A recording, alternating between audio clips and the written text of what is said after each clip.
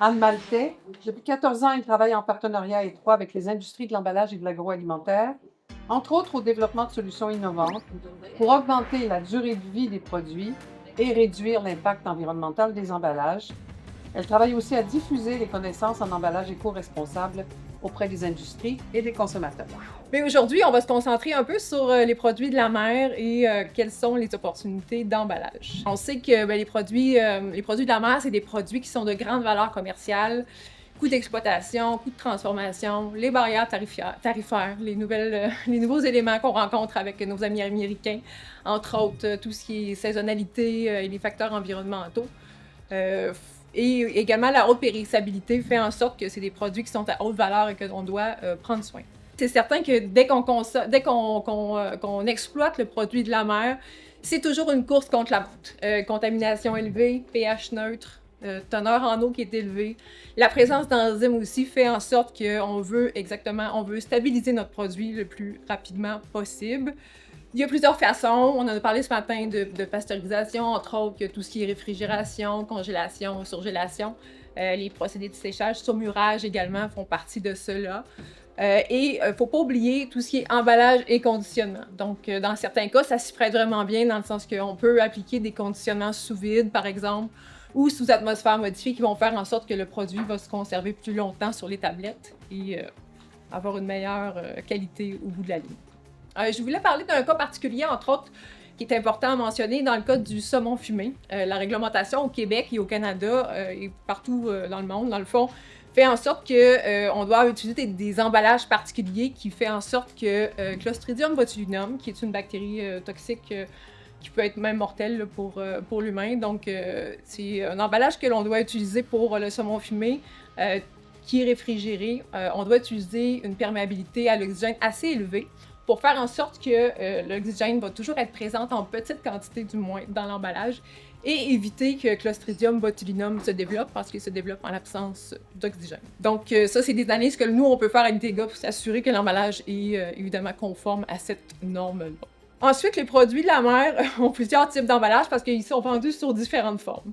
Que ce soit la barquette operculée, par exemple, avec ou sans atmosphère modifiée, que ce soit la barquette simple avec un film étirable, les conserves vraiment de toute forme que l'on retrouve sur le marché. Le sous-vide, aussi c'est de toute forme, que ce soit un sac, que ce soit une pellicule. Tous les produits de niche comme les boîtes de carton, les boîtes de bois, entre autres, qu'on retrouve pour les huîtres. Puis ensuite, on retrouve les sacs de toute forme, stand-up pouch ou les sacs multicouches, par exemple, pour les produits congelés. Et le skin pack, qui est une sorte aussi également de film sous vide, mais un petit peu plus haut de gamme, là, avec un film qui permet de vraiment bien épouser le produit. C'est tous des emballages que l'on retrouve sur le marché. Dans tous ces cas-là, l'emballage a 3 fonctions principales. Fonction technique, veut conserver le produit.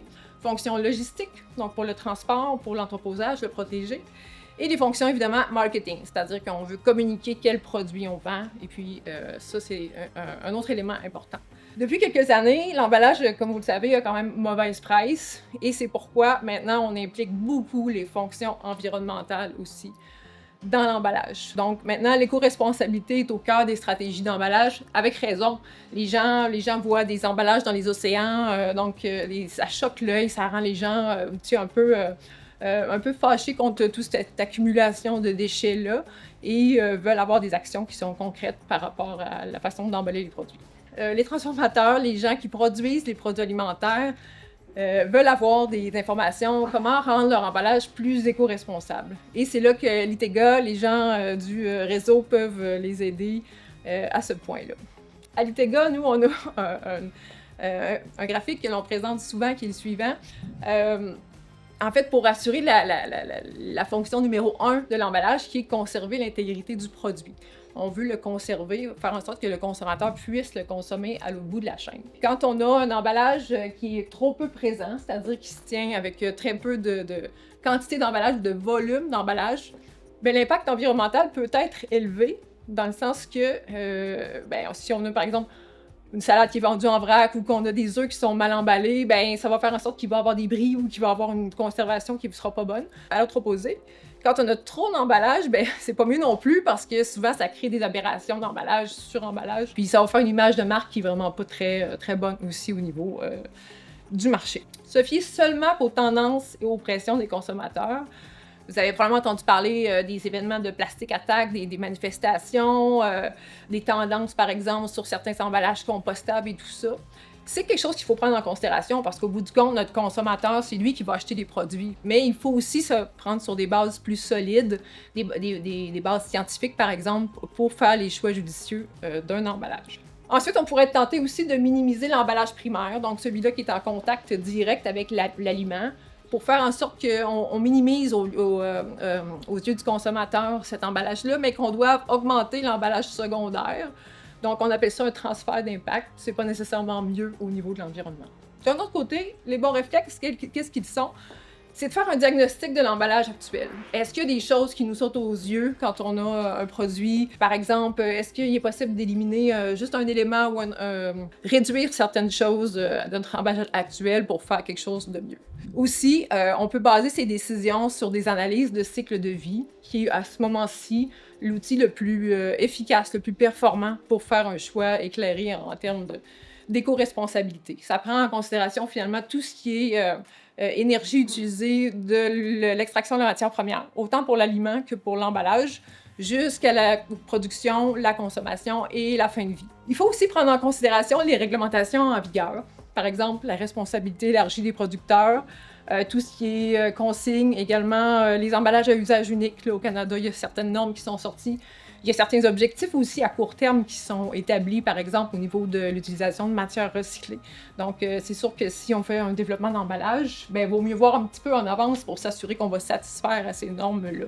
Puis, un autre bon réflexe, c'est de faire appel aux stratégies d'éco-conception qui sont reconnues.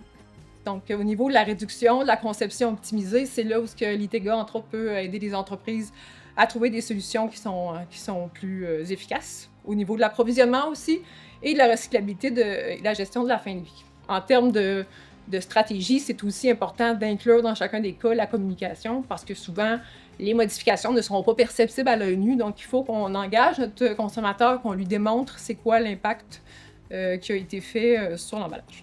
Maintenant, quelques solutions. J'ai pas de solution parfaite, j'ai pas d'emballage parfait.